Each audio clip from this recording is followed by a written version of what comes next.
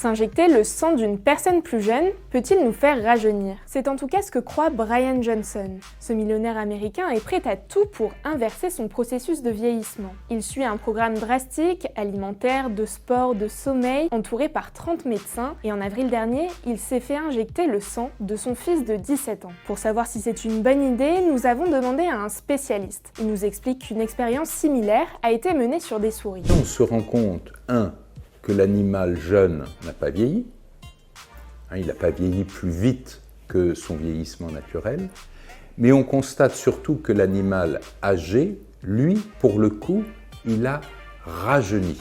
Et on voit par exemple le cœur des souris âgées vieillit en se dilatant. Et bien là, les souris ont un cœur qui est de nouveau à taille normale.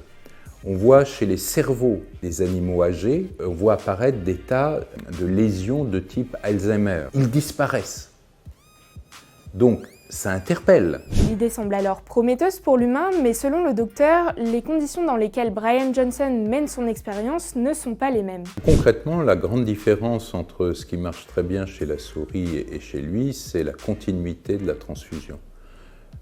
Les souris sont H24, 7 jours sur 7, partager le même environnement sanguin. Quand vous recevez une injection de 5 minutes, même si elle va durer 1 heure, peu importe, sur une semaine, ce que vous apportez en facteur de croissance ou en élément utile au vieillissement n'a pas le temps de faire suffisamment d'effet. Pour Christophe de Jager, cette méthode utilisée est inutile. Mais est-elle dangereuse? À mon sens, lui, il ne prend aucun risque parce qu'il est contrôlé. Le médecin a évidemment vérifié les différents types d'incompatibilité, donc visiblement, il ne doit pas être incompatible avec son fils. Tout ça doit être bien vérifié.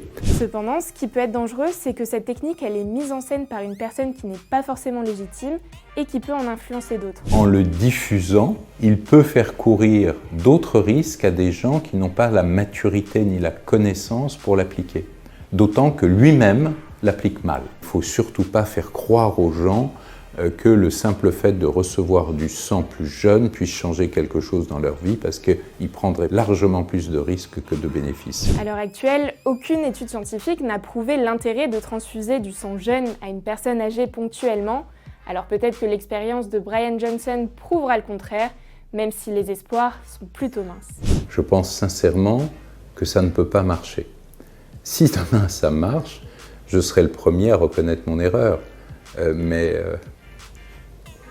j'ai la science de mon côté.